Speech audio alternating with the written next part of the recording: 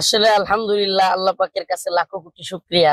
যারা শাপলা চত্বরে শত শত নিরীহ মুসলমানদের, নিরীহ আলেম ওলামা ছাত্র জনতার উপর গুলি করেছিল, হত্যা করেছিল, এবং পরদিন 5ই মে রাতে এই হত্যার পরদিন আমার এলাকাতেও একটা গরু জবাই হয়েছিল। এমনকি অনেক জায়গায় তারা আনন্দ মিছিল করেছিল হেফাজতকে হত্যা করে।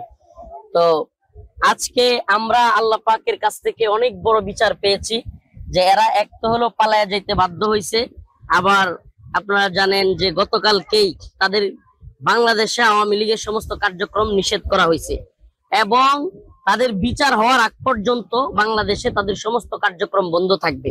অনেকে বলতেছে তাইলে কি বিচার হওয়ার পরে কার্যক্রম আবার চালু হবে? এটা একটা অহেতুক কথাবার্তা। যারা বুঝ নাই, আকল কম, এই সমস্ত কম আকলের লোকেরা এই সমস্ত কথা বলতেছে।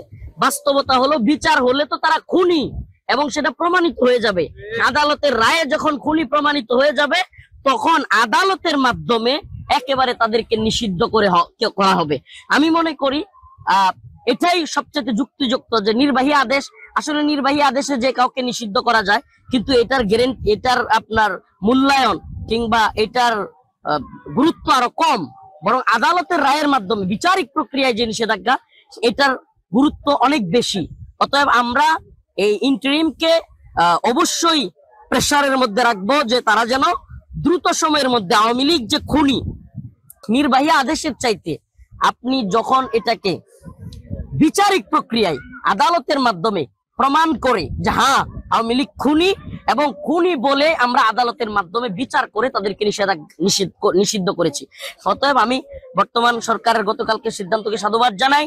তারা গতকালকে আইনও সংশোধন করেছে, এবং যাতে করে বাংলাদেশের আইনে ধারাবাহিকভাবে বিচারিক প্রক্রিয়ায় দ্রুত সময়ের মধ্যে আওয়ামী লীগকে নিষিদ্ধ করা যায়, এটার একটা বিচারিক প্রক্রিয়াও চালু করেছে। এবং আন্তর্জাতিক অপরাধ ট্রাইব্যুনালে, দ্রুত ট্রাইব্যুনাল যেটা আমরা জানি, ওই ট্রাইব্যুনালে আওয়ামী লীগের বিচার কাজ করার জন্য চলমান প্রক্রিয়া চলছে। এবং আমরা যারা বলতেছেন যে ফাঁকি, আমরা বলি জুলাই বিপ্লবের আহত পরিবাররা, শাপলার আহত পরিবাররা, কিংবা আমরা যারা হাসিনা রেজিমের অনেক বেশি ক্ষতিগ্রস্ত হয়েছি, কিংবা জালিমদের থেকে অনেক বেশি আমরা ক্ষতিগ্রস্ত, জুলুমের শিকার হয়েছি, আমরা আলহামদুলিল্লাহ সবাই চলে যাই নাই।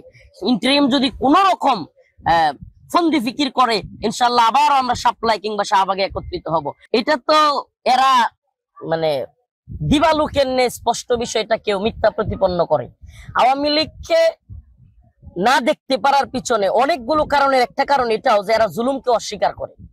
এরা এত বড় জালেম যে জুলুম তো করে, তারপরে এটাকে হাসাহাসি করে, ট্রল করে। এই জন্য আমরা আওয়ামী লীগের দ্রুত সময়ের মধ্যে বিচার চাই, শুধু নিষিদ্ধ না।